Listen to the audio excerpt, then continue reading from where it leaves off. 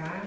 O professor José Vicente Tavares, o diretor do IDEA, por motivo por compromissos anteriormente assumidos, não pôde estar presente. Tá?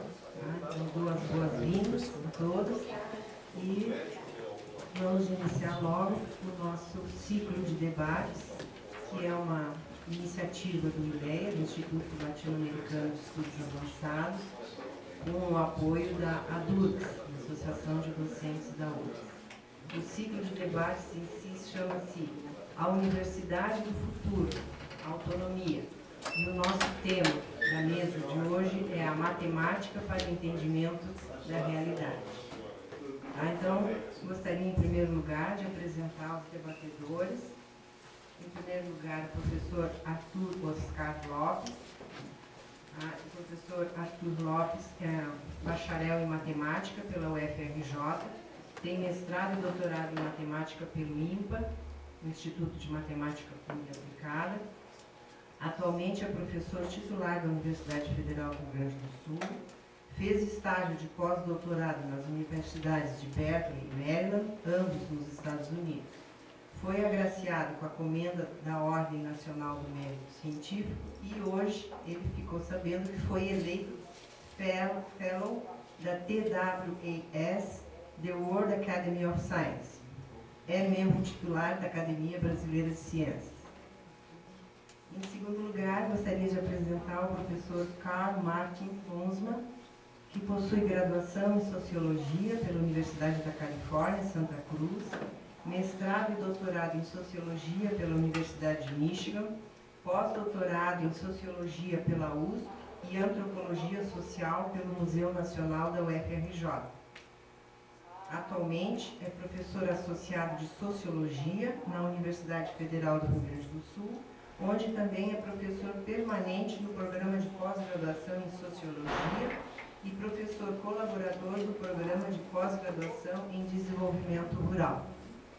E, finalmente, vou me apresentar. Eu sei que alguns já me conhecem, mas, de qualquer maneira, meu nome é Irene Straub. Eu sou bacharel em Física, tenho mestrado e doutorado pelo Instituto de Física da URGS, onde eu fiz a minha carreira docente, científica e administrativa, tendo sido diretora do Instituto de Física. A minha área de pesquisa foi física teórica, a física da matéria condensada. Mais especificamente, eu trabalhei com propriedades eletrônicas de metais e ligas magnéticos.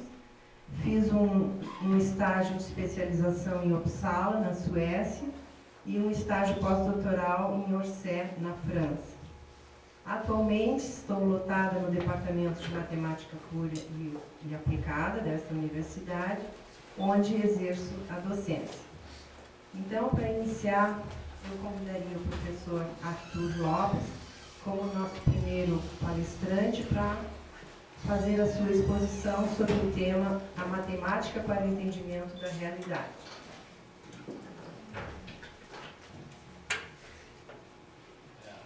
Primeiramente, obrigado pela oportunidade de falar aqui. Eu gostaria de dizer que eu escrevi um texto aqui que é dirigido mais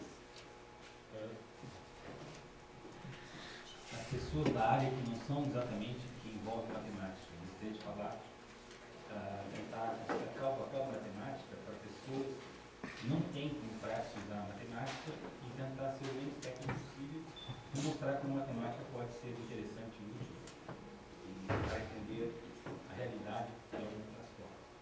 Então, o papel da matemática como ferramenta para o entendimento da realidade. A metodologia científica ligada à matemática. O que cada um entende como a realidade do mundo à sua volta é uma concepção que é, de certa forma, limitada. Em grande parte, é muito influenciada pela visão das pessoas que interagem com esse indivíduo. Depende dos valores e da formação dos seus pais, da escola que frequentou, é determinada pela sua particular experiência de vida, em suma, um cenário que, infelizmente, não abrange o mundo real na sua totalidade. Se você é um peixe e nasceu numa lagoa isolada, o seu mundo é essa lagoa.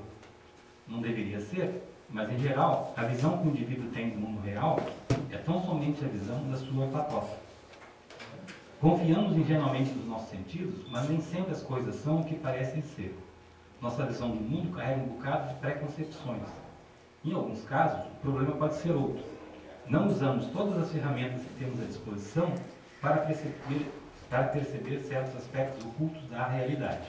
O papel da ciência ao longo de vários séculos tem sido de permitir que a percepção que o ser humano tem do mundo que lhe cerca seja cada vez mais realista, mais abrangente. Cabe à sociedade organizada, em instituições civis, uma segunda etapa, a decisão de como regular o uso desse conhecimento em prol do bem comum. A descoberta por Newton de algumas das leis fundamentais da física permitiu o correto entendimento da gravitação. Finalmente, a Terra girando em torno do Sol se tornou uma realidade na mente da maioria das pessoas que fazem parte do nosso mundo intelectual. Sua obra, Princípios Matemáticos da Filosofia Natural, é considerada uma das mais influentes na história da ciência e foi publicada em 1687. Ela fundamenta, entre outras coisas, as leis físicas que explicam por que um planeta gira em torno do Sol. Em uma pesquisa realizada, promovida pela Royal Society, na Inglaterra, Newton foi considerado o cientista que causou o maior impacto na história da ciência. A Terra que vivíamos parecia ser chata, e foi um choque saber, através da ciência, que esta era redonda e que orbitava em torno do Sol. Como disse, nem sempre as coisas são o que parecem ser. Essas leis da física a que nos referimos se expressam através de uma formulação que só pode ser bem entendida através do cálculo diferencial e das equações diferenciais, ou seja, da matemática. Como todos sabem, essa nova visão da Terra, que na verdade desempenhava um papel, num certo sentido, secundário em relação ao Sol, abalou algumas crenças religiosas que até aquele momento, de forma quase absoluta, moldavam a concepção do mundo real do cidadão comum. Kepler e Newton, que curiosamente eram pessoas profundamente religiosas, mostraram que certos dogmas da Igreja poderiam estar errados. Pouco a pouco, os pensadores mais progressistas se voltaram a uma linha de raciocínio que era cada vez menos influenciada pelos dogmas da religião. Através desses, sem dúvida, se alterou de forma profunda nossa visão do universo e do mundo que nos cerca. Outra consequência do desenvolvimento do trabalho de Newton seria a descoberta do chamado cálculo diferencial integral, que permitiu, junto com as leis acima mencionadas, o desenvolvimento de variados tipos de máquinas e aparelhos que cada vez mais influenciaram o setor produtivo. Isso, por sua vez, conduziu à Revolução Industrial. Para planejar um motor ou uma caldeira eficiente, você precisa de matemática. Não foi a visão da realidade que mudou, mas sim a própria realidade. Desta forma, a relação entre os personagens desse mundo transformado se modificaram e a burguesia passou a desempenhar um papel cada vez mais proeminente. Os meios de produção e a sociedade se modificaram e assim foi se moldando pouco a pouco as estruturas políticas que eram necessárias para atender à nova situação. Ou seja, a matemática foi um instrumento fundamental nos eventos que conduziram a uma profunda reestruturação de nossas instituições políticas e na maneira como os indivíduos se relacionavam na sociedade. A ciência, ao longo dos séculos, confrontou os dogmas religiosos que determinavam o que o cidadão comum deveria conceber uma realidade do mundo à sua volta. A teoria da evolução de Darwin, apresentada por volta de 1859, foi um marco de valor inestimável. Sobre o papel da matemática no processo do desenvolvimento da ciência ao longo dos séculos, é importante destacar alguns aspectos que podem não ser de conhecimento generalizado. É importante entender a dinâmica de como isso se deu e se dá. Alguns exemplos podem ser elucidativos. Após a formulação dos axiomas da geometria plana por Euclides, no século II a.C., alguns pensadores da época levantaram a suspeita de que o quinto axioma poderia ser deduzido a partir dos outros axiomas. Este afirma que num plano, dado uma reta e um ponto, existe apenas uma reta passando por esse ponto, que é paralela à reta dada. Ocorreram várias tentativas frustradas na direção de se obter uma prova da veracidade de tal suspeita. Estas se sucederam ao longo de vários séculos. Mais ou menos pelo século XVIII, o matemático Gauss propôs que fossem estudadas geometrias denominadas de não euclidianas, em que eventualmente o quinto axioma não fosse verdade. A questão não tinha absolutamente nenhuma relação com qualquer problema do mundo real, no sentido de ser passível de alguma futura aplicação. A questão existia apenas na realidade do universo da matemática. Após importantes contribuições feitas ao longo de várias décadas por matemáticos como Riemann e Poincaré, se obteve um corpo de resultados matemáticos que se constituía no que se denominou de geometria riemanniana. O estudo das geodésicas, ou seja, o caminho mais curto entre dois pontos da superfície, e da curvatura de uma superfície, são alguns pontos fundamentais na teoria. você precisa saber cálculo diferencial para entender a geometria riemanniana. Finalmente, Lobachevsky, mais de 20 séculos depois de posta a questão acima mencionada, demonstrou que não se pode obter o quinta questão a partir dos outros.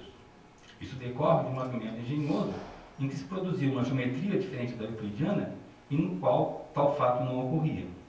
Ninguém pode negar que essas questões são todas de natureza completamente abstrata. No entanto, as bases matemáticas dessa teoria, com algumas modificações ditadas por observações de fenômenos físicos, conduziram à formulação da teoria da relatividade por Einstein.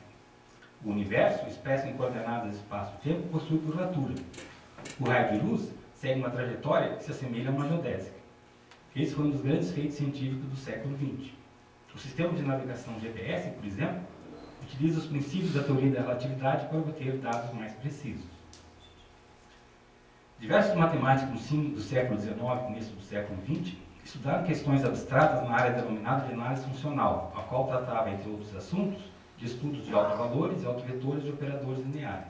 O matemático Hilbert foi uma das figuras de destaque. Posteriormente, esse trabalho permitiu o correto equacionamento dos fundamentos da mecânica quântica. Essa descreve a física dos objetos muito pequenos, como átomos e moléculas. Essa teoria tem sido utilizada em uma grande quantidade de aplicações tecnológicas, em medicina, nanotecnologia, microcircuitos, etc. Mais ou menos 30% do PIB norte-americano provém de produtos que, de uma forma ou de outra, são ligados à tecnologia desenvolvida nessa área.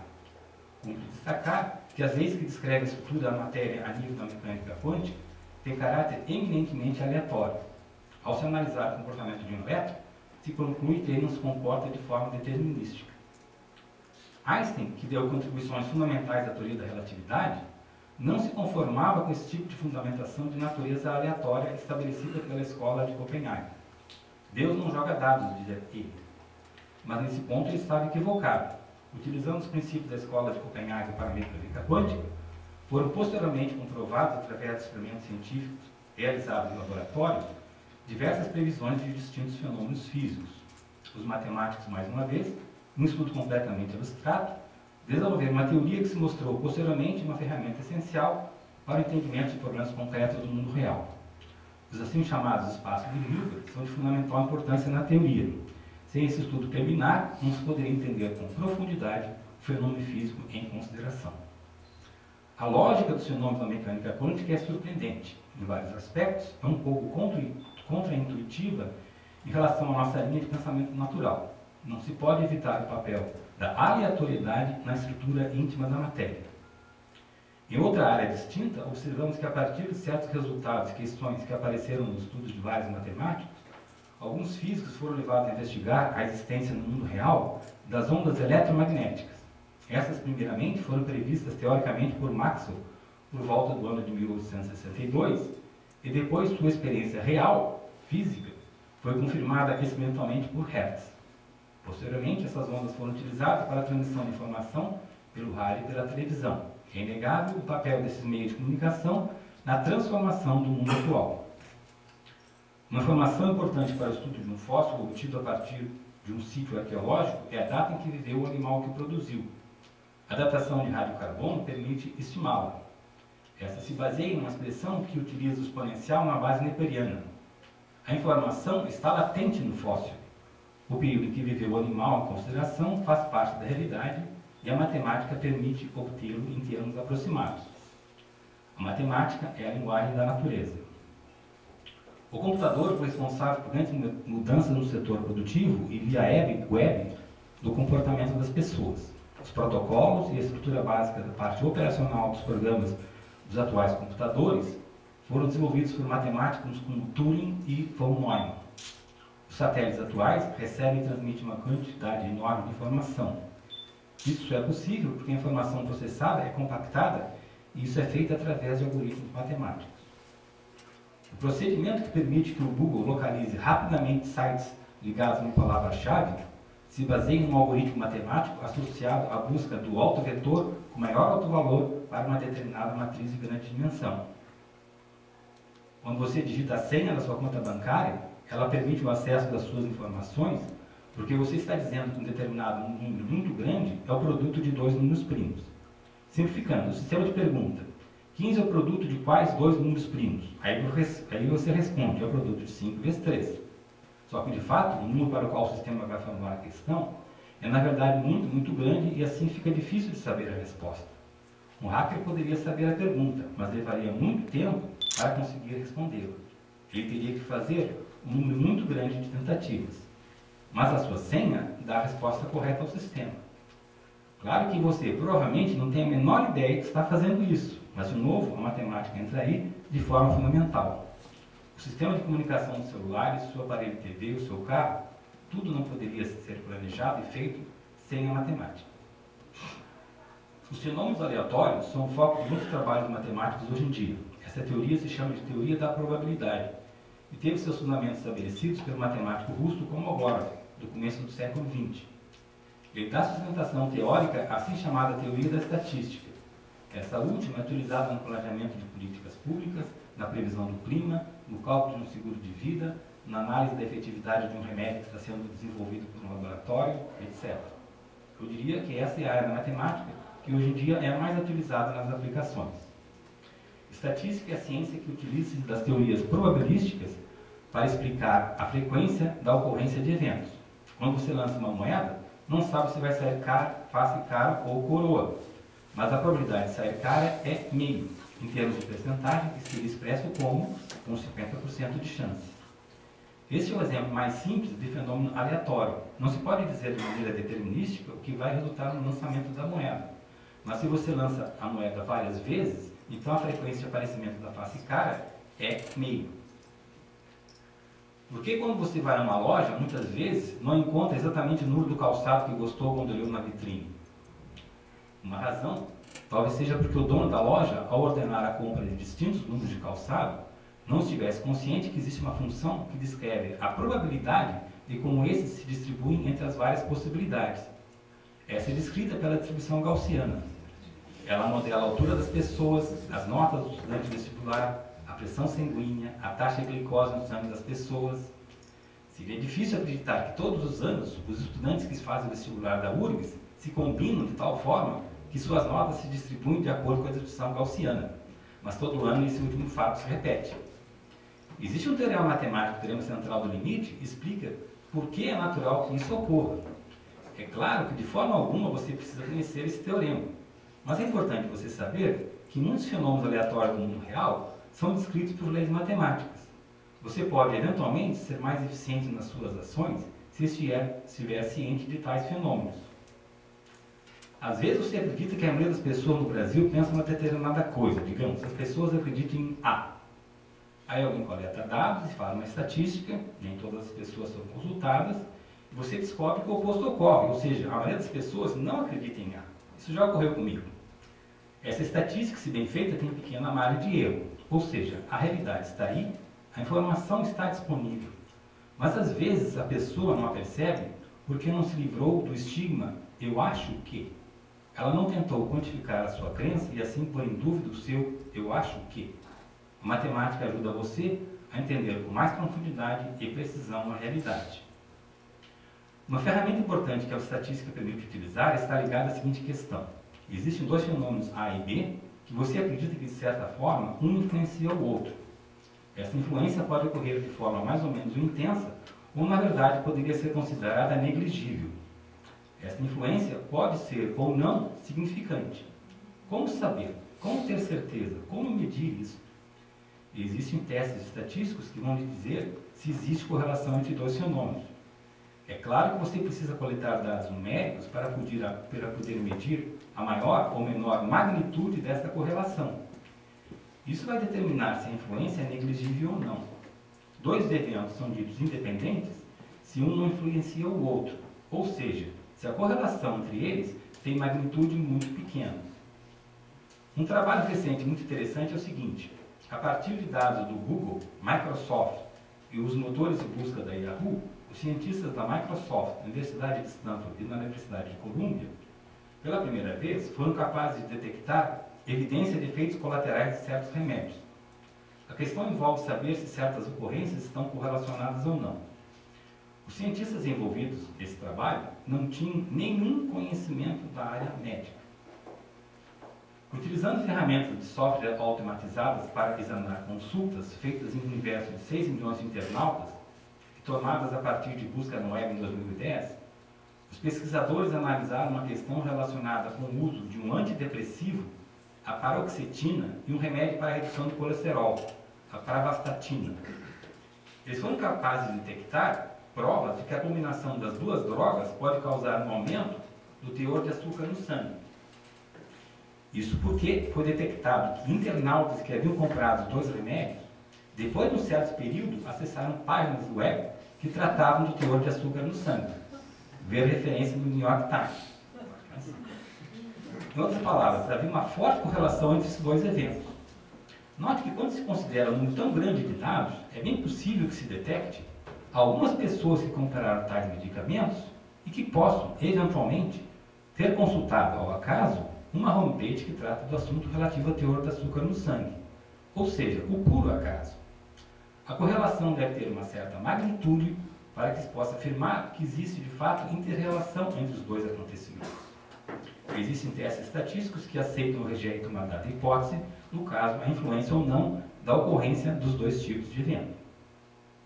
Um dos pontos que estou tentando destacar aqui é que a informação via medição é mais esclarecedora, menos sujeitas a ambiguidades e ação inconsciente de nossas crenças prévias. A medição se faz através de números.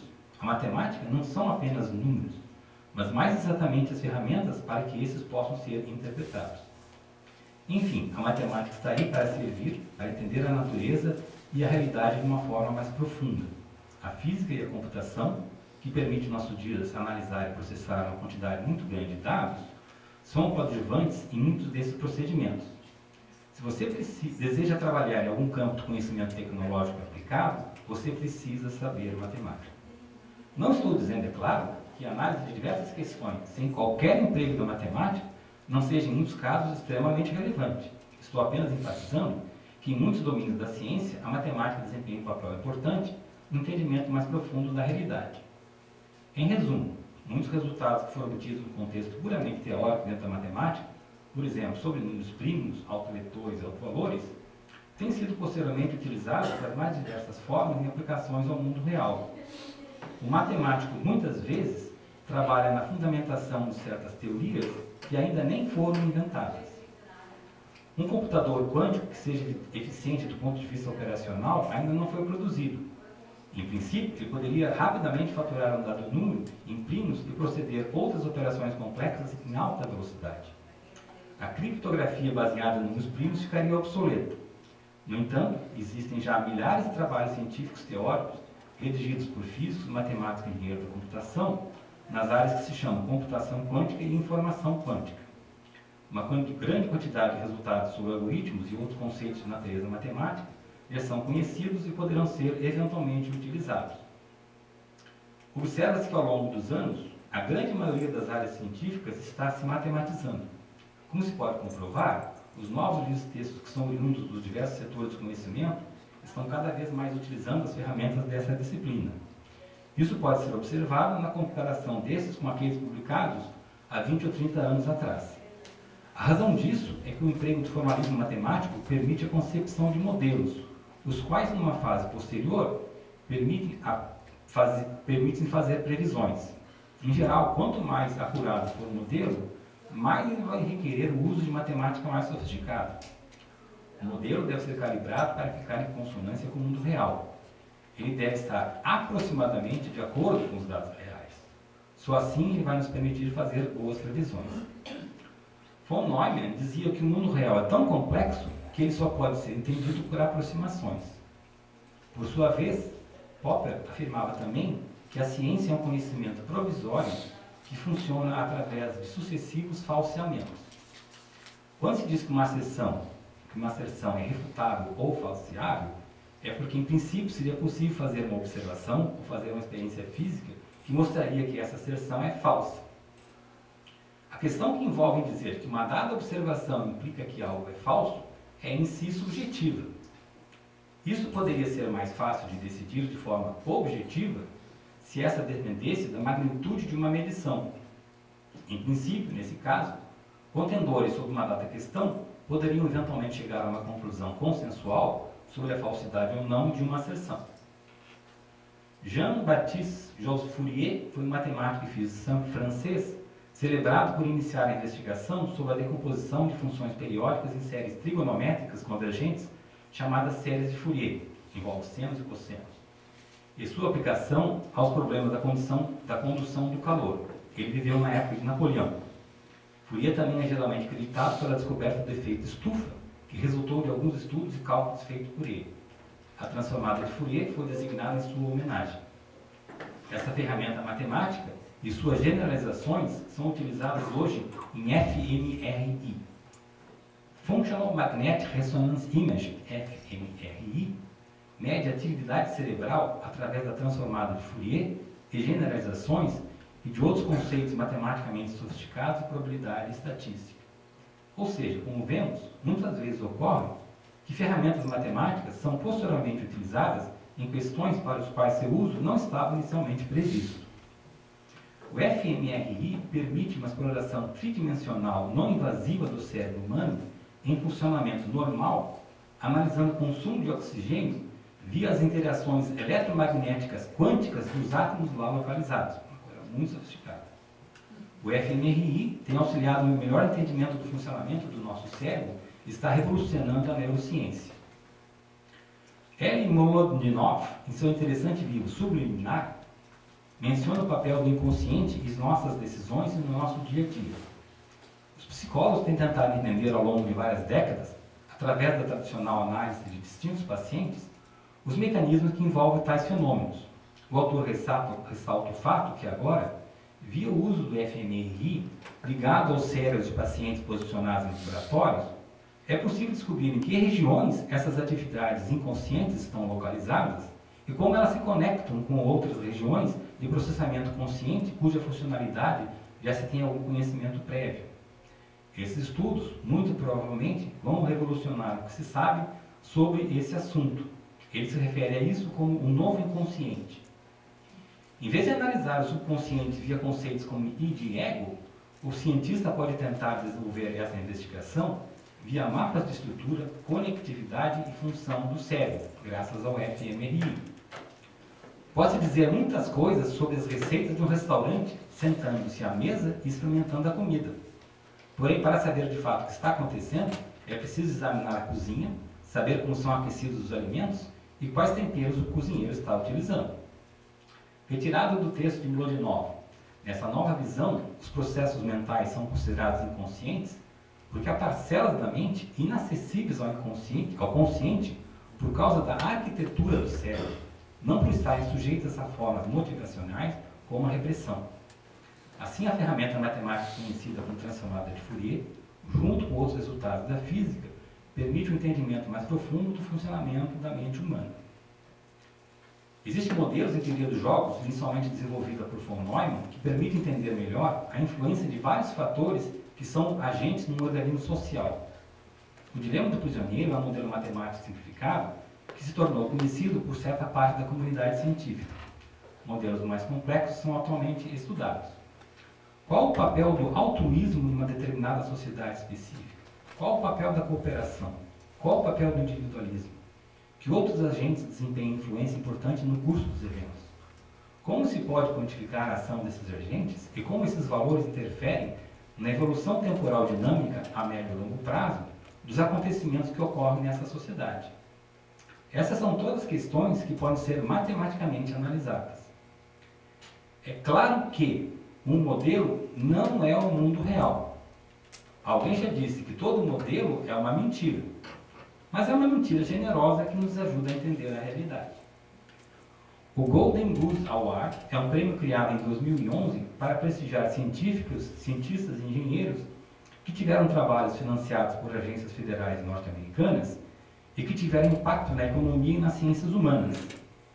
Entre os premiados de 2013 estão os matemáticos Shapley e David Gale, esse já falecido, e o economista Alvin Cotter, por seus trabalhos em teoria dos jogos, que produziram o algoritmo para o Programa Americano de Transplantes de Rins, para decidir como é que é o transplante de rim para quem vai ganhar, se usa o modelo de teoria dos jogos.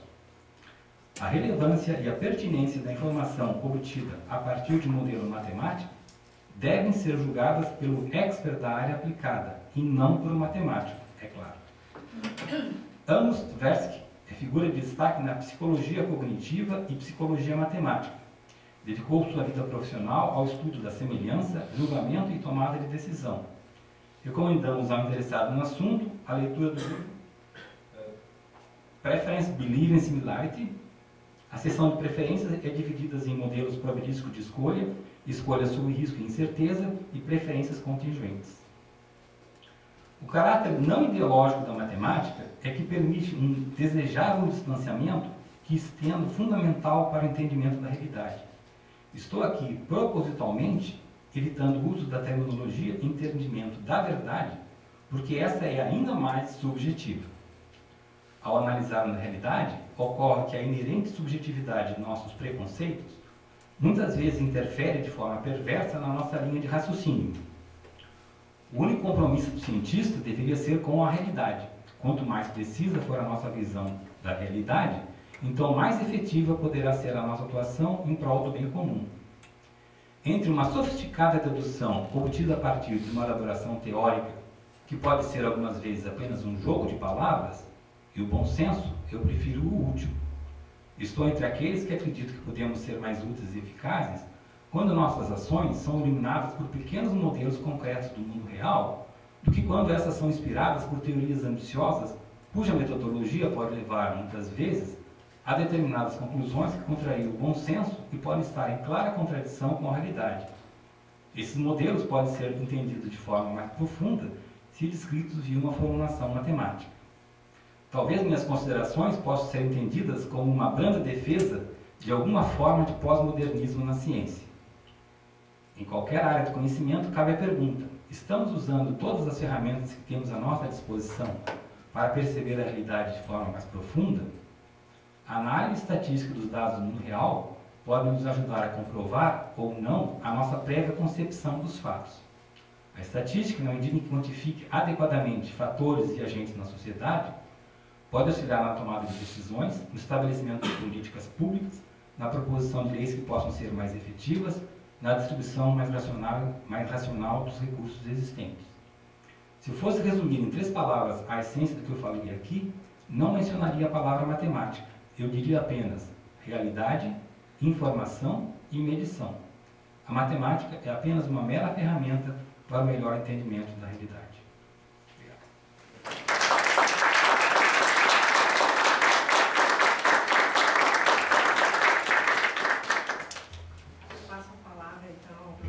Carl Monsman. Boa tarde. Quando fui convidado a fazer isso, eu pensei, deve ter alguma confusão entre matemática e estatística aqui. Sobre a estatística, eu me sinto confortável falar um bom tempo sobre os usos e abusos nas ciências humanas. E eu vou falar sobre matemática e ciências humanas. Agora, conversando com os colegas na mesa, eu vejo que eles enxergam a estatística como um ramo da matemática. Para mim, a estatística já se independizou, mas isso provavelmente tem a ver com o desenvolvimento dos campos científicos em países distintos. No meu país de origem, todas as universidades têm departamento de estatística separado da matemática. Aqui também. Mas eu vou apontar que originalmente a matemática foi um ramo da filosofia, e que já se independizou. A matemática é uma forma de lógica pura, no fim. Lógica simbólica. Então, não tem, nas origens do conhecimento, não tem tanta separação entre ciências exatas e ciências humanas. Temos que pensar a matemática como... Eu trabalho bastante com a estatística, eu dou aula, mas eu vou falar um pouco mais da matemática determinística. que tem algumas aplicações nas ciências humanas também, embora seja mais limitado aqui nas ciências exatas e com essa exata é uma parte da chave. E não é somente por causa dessa fobia que é comum entre alunos das ciências humanas, né? que tem uma certa seleção negativa para gente que não sabe nada de matemática e depois sistematicamente desvaloriza o que não sabe. Né? Fenômeno psicológico. Mas tem alguns outros motivos. Vamos pensar, a matemática é uma representação simbólica da realidade. O que nas ciências exatas permite, é muito útil porque permite tirar conclusões que não são evidentes, não? E às vezes são contra-intuitivos. E também permite fazer previsões, não, dentro de limites, não? E sempre tem que verificar com a realidade, porque pode ter que mudar o modelo, não, incorporar outras coisas. Nas ciências humanas, eu diria que isso é mais difícil. E boa parte pela complexidade do objeto. E a complexidade de relações entre variáveis nas ciências sociais e humanas em geral, mas não somente isso, é porque a compreensão humana de sua própria situação entra, não? Temos um objeto de estudo que pensa por si mesmo e faz suas próprias decisões. E isso significa, por exemplo, o comportamento de um vírus, o átomo, algo é igual. Qualquer época histórica, qualquer lugar do mundo, o comportamento do ser humano não é. Depende de compreensões culturais. Então tem um momento hermenêutico necessário, né, de compreensão das sociedades humanas. Isso dificulta a derivação de leis, por exemplo, das sociedades humanas. Outro aspecto disso é que nossas teorias, não, das ciências humanas entram na realidade social. O que eu faço como sociólogo pode influenciar a política pública, não muda a natureza do objeto. O objeto nunca é estática. É um objeto mudança constante em que o cientista é, de fato, parte do objeto. Não está influenciando o comportamento do objeto. Mas, por outro lado, eu diria, isso não exclui um certo papel da matemática.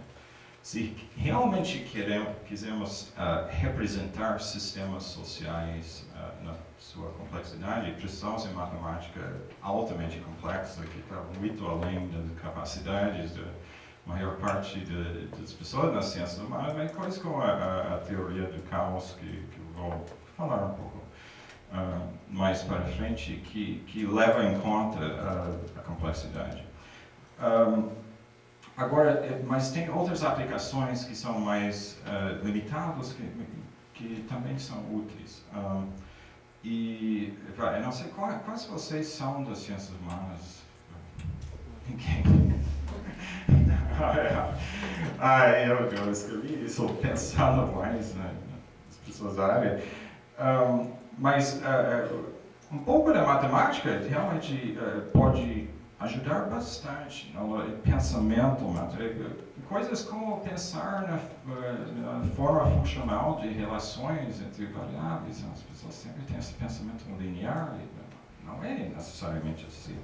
Não, conhecer logaritmos e outras transformações, o cálculo de proporções, taxas, indicadores sociais que refletem mais o que a gente realmente quer saber. Por exemplo, índices de desigualdade social, que é uma coisa fundamental. Né? Como é que vamos medir isso? Tem várias possíveis maneiras de medir isso, e temos que pensar nas vantagens e desvantagens de cada um. Bom, e para mim, que eu acho particularmente importante é o conceito de limites, que é uma coisa corriqueira na matemática, mas as pessoas não pensam quando trabalham com porcentagens, por exemplo, que uma mudança de 1% para 2% não é igual a mudança de 50% para 51%. Tem uma série de fenômenos sociais. Está duplicando, não?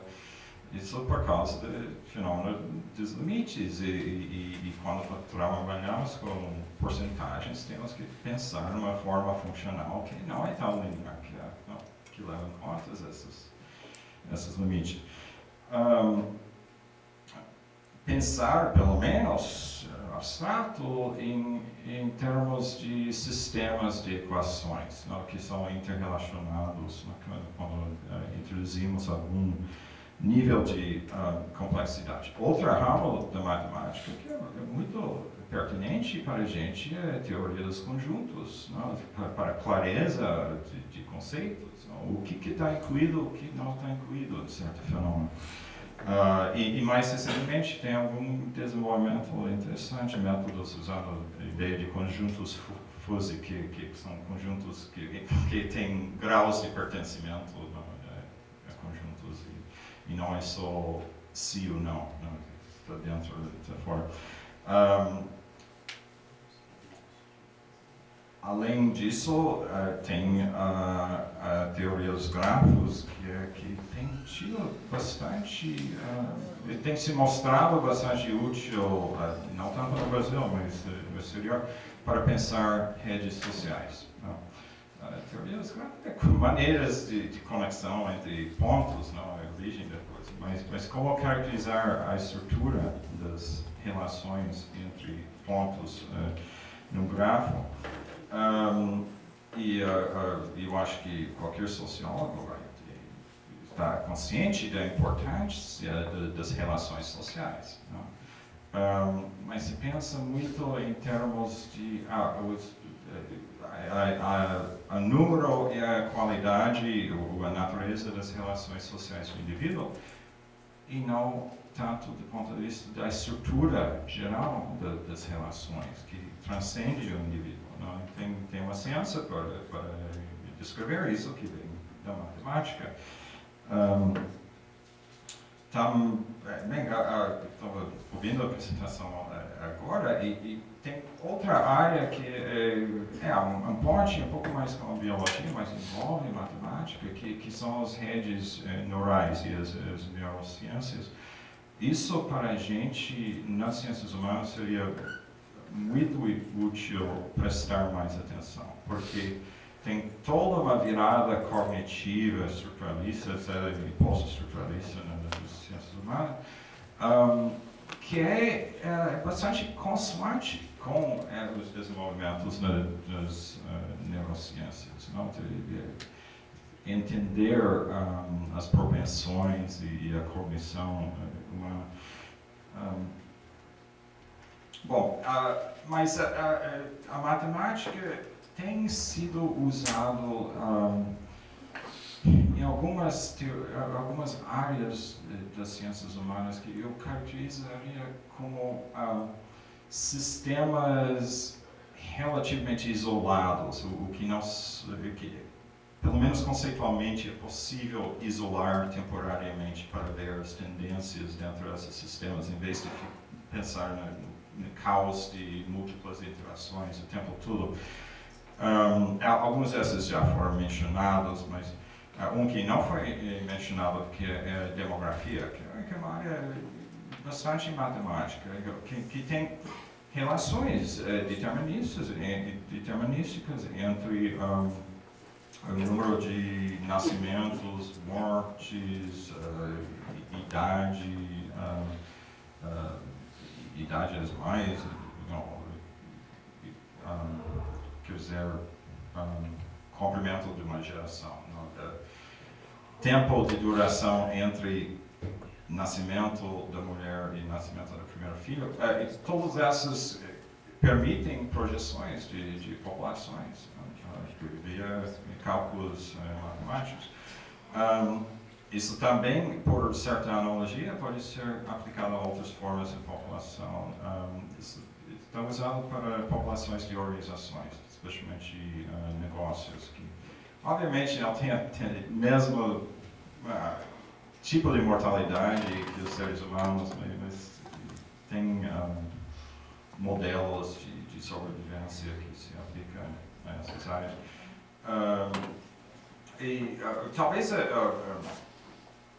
o uso mais comum é dentro dessa abordagem geral importada de economia para a ciência política, sobretudo, mas também a sociologia, que muitas vezes é chamada de escolha racional. A ideia é que as pessoas escolhem o que elas percebem como o melhor curso de ação. A ciência política pode ser pensada como um sistema relativamente isolado. Os políticos querem ser reeleitos, o que precisam fazer para isso, que tipo de cálculos. E também é uma área em que é razoável pensar que as pessoas estão fazendo cálculos. Fica um pouco mais complexo quando levamos em conta que tem lógicas políticas diferentes.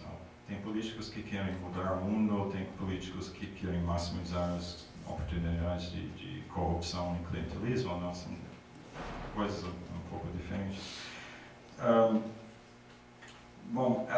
E às vezes eu apontaria que esses modelos de escolha racional são úteis principalmente para pensar sobre os limites da racionalidade humana e o que está acontecendo ali.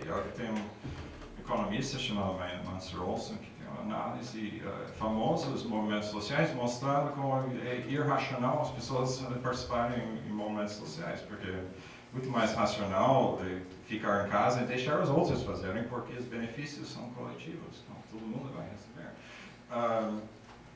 Então, a solução ali de Olson era, deve ter incentivos seletivos, eles estão ganhando alguma coisa.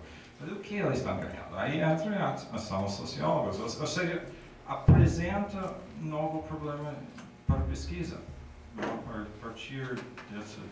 Por quê? O que está acontecendo? Aí os sociólogos estudam isso e descobrem que a maior parte das pessoas entram nos movimentos sociais por redes de amizade, conhecimento, tem todo um aspecto social e o que eles ganham da participação é sentimento de empoderamento, sentimento que estão fazendo alguma coisa de eficácia no mundo.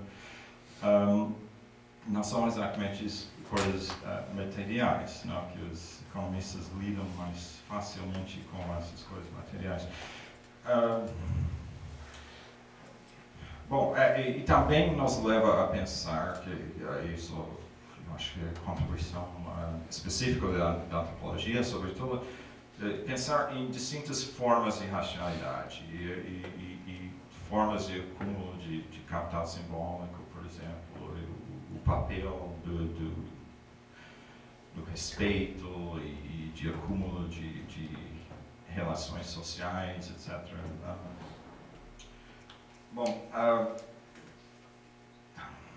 Uma parte dessa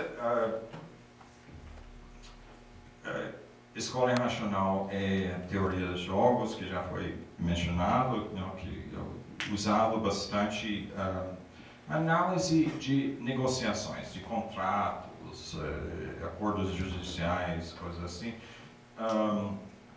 Tem alguma aplicação de modelos de equilíbrio, de novo, importado da economia. Tem um certo problema que quando estamos estudando um sistema que nunca chega a equilíbrio por causa da mudança constante. Mas mesmo assim, é útil para pensar, eu diria, não tanto para previsões, mas para pensar no mundo, junto com outras teorias baseadas mais em palavras. Também tem algum desenvolvimento em simulações por computadores. Programa um conjunto de pressupostos e vamos ver o que acontece ao longo do tempo. Um jogo com muitas rodadas, o que vai acontecer. E são coisas que é impossível calcular, não? E às vezes é contraintuitivo. De novo, bom,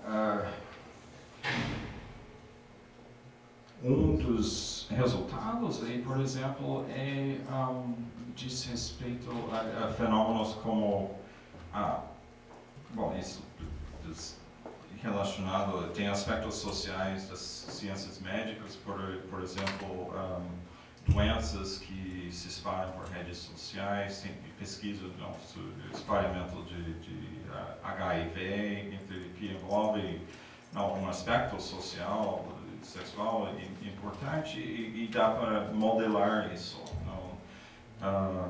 matematicamente, usar esses modelos de computador. Bom, e finalmente, acho que não tenho muito tempo,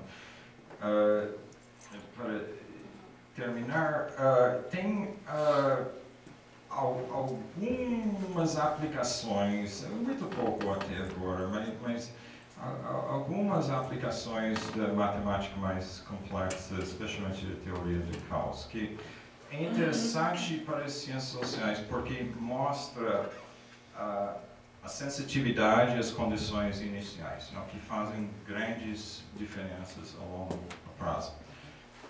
Mostra que pode ter processos deterministas com resultados totalmente imprevisíveis. Devido a certa retroalimentação dos sistemas e a interação complexa de processos causais distintos ao longo do tempo.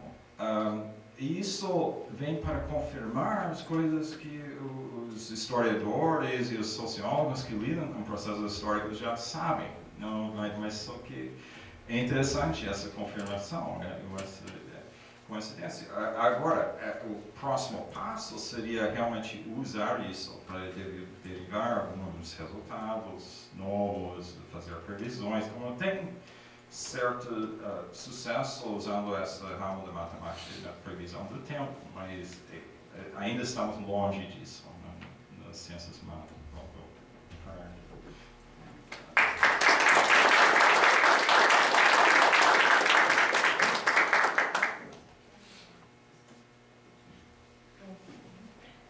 O que eu vou falar aqui, o tema é muito abrangente, né? Mas eu vou me ater às minhas experiências com a matemática.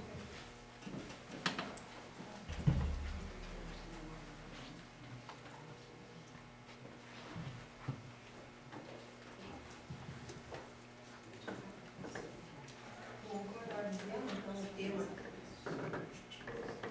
o tema é muito abrangente, né? Mas eu procurei me ater às coisas que eu vivi nesta universidade no ensino de matemática. Então, uma das coisas é sempre motivar os alunos para o estudo da matemática.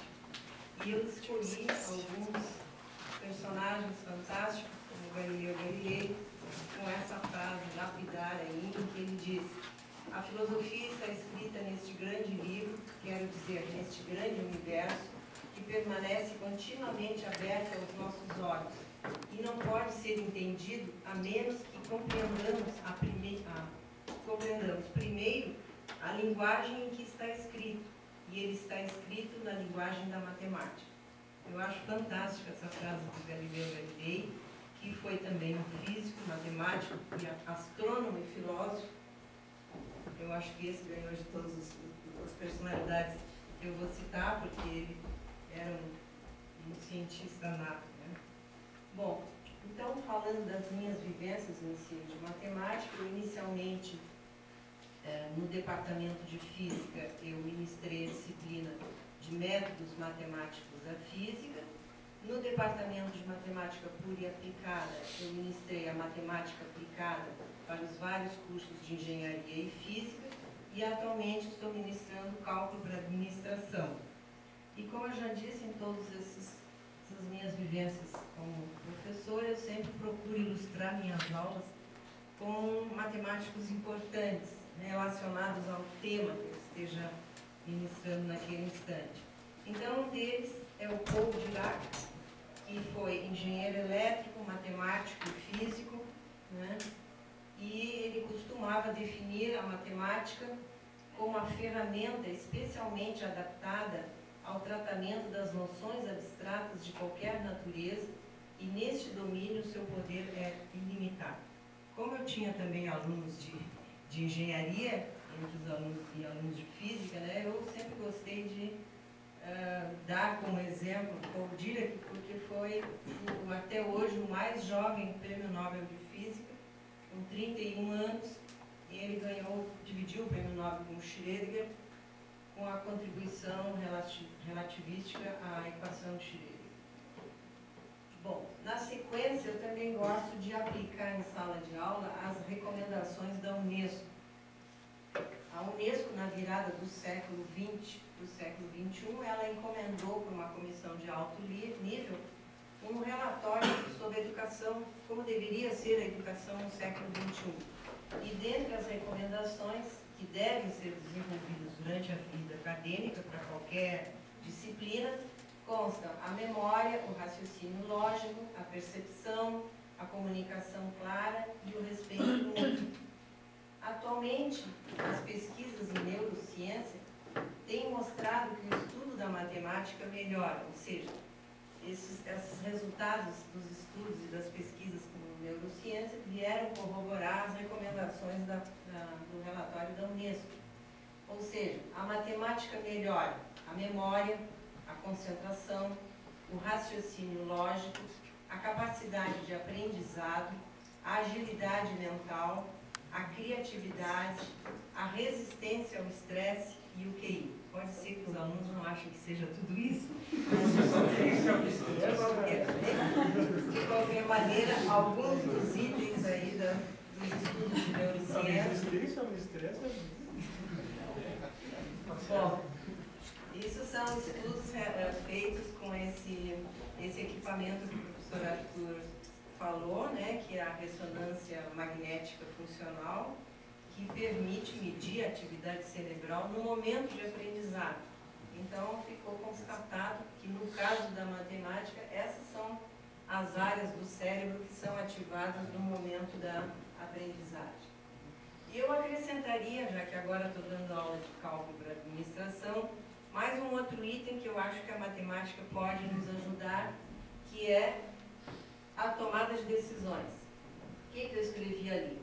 Por ser uma área do conhecimento em que prevalece o pensamento lógico, talvez mais do que em qualquer outra área, do meu ponto de vista, a matemática tem uma importante contribuição a dar no treinamento da tomada de decisões.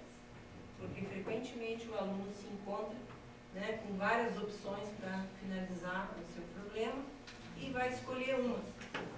Certamente deve escolher aquela que ele tem mais segurança, né? Então, é um treinamento bom para a tomada de decisões. Bom, com relação à matemática aplicada, também em todos esses anos de atividade com o ensino de matemática, eu tirei uma conclusão de que a matemática aplicada difere muito pouco da matemática pura. Ela difere mais em atitude e motivação do que propriamente em conteúdo. É a matemática, né? Só que a motivação da matemática aplicada vem das mais diversas áreas, tais como física, astronomia, química, biologia, economia, engenharia e ciência computacional. Como estamos dentro de um ciclo de debate sobre a universidade do futuro, eu gostaria de acrescentar aqui que o ensino de matemática é o locus perfeito para se colocar em prática a interdisciplinaridade e a contextualização, que são coisas inovadoras que estão vindo por aí e que, inclusive, já está sendo colocada em prática nas questões do Enem. E nós temos que nos preparar, porque eu entendo que a URGS, né, vai levar algum tempo, mas vai acabar adotando o sistema de seleção do SISU. Então, para ilustrar a que ponto está chegando a interdisciplinaridade e a contextualização, o que é muito difícil é a contextualização, né, eu gostaria de mostrar para vocês a questão número 136 do último Enem de 2012. A prova de matemática e tecnologias abrange 44 questões. É muito maior o número de questões de matemática, por exemplo, do que o número de questões de física. De física são só 15, e de matemática são 44 questões. A primeira questão diz o seguinte: olha só a que ponto chega a contextualização. O esporte de alta competição da atualidade produziu uma questão ainda sem resposta. Qual é o limite do corpo humano? O maratonista original, o grego da lenda, morreu de fadiga por ter corrido 42 quilômetros. O americano Dean Karnazes, cruzando sozinho as planícies da Califórnia, conseguiu correr 10 vezes mais em 75 horas. Até aqui, até essa parte do enunciado, a gente poderia ser levado a pensar que se quer calcular a velocidade média dos dois maratonistas, mas não, é uma história longa. Um professor de educação física, ao discutir com a turma o texto sobre a capacidade do maratonista americano, desenhou na lousa uma pista reta de 60 centímetros, que representaria o percurso referido. Se o percurso de Dean Karnazes fosse também uma pista reta, qual seria a escala entre a pista feita pelo professor e a percorrida pelo atleta? Então, é um problema bastante contextualizado, que merece bastante percepção, né? Porque os 42 quilômetros têm que ser multiplicados por 10, eu tenho que fazer uma conversão de unidades, entre quilômetros e centímetros, provavelmente usando potências de 10, para chegar na resposta certa, que é a resposta D.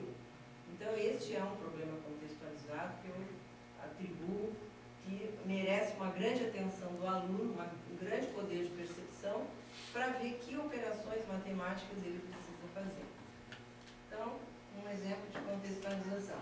Mas voltando ao nosso tema, e voltando à matemática aplicada, não poderia deixar, como também mencionou o professor Arthur, a figura do Jean Fourier, matemático e físico. Fourier e o entendimento da realidade. Tá? Então, olhem só que linda a frase que o Fourier dizia: o estudo profundo da natureza é a fonte mais fecunda de descobertas matemáticas. Esta é uma visão, né, da matemática, uma visão bem heurística, uma visão de descobertas, e acredito eu que, em função dessa postura, desse comportamento, ele hoje é considerado o pai da matemática aplicada. Bom, o que afinal o Fourier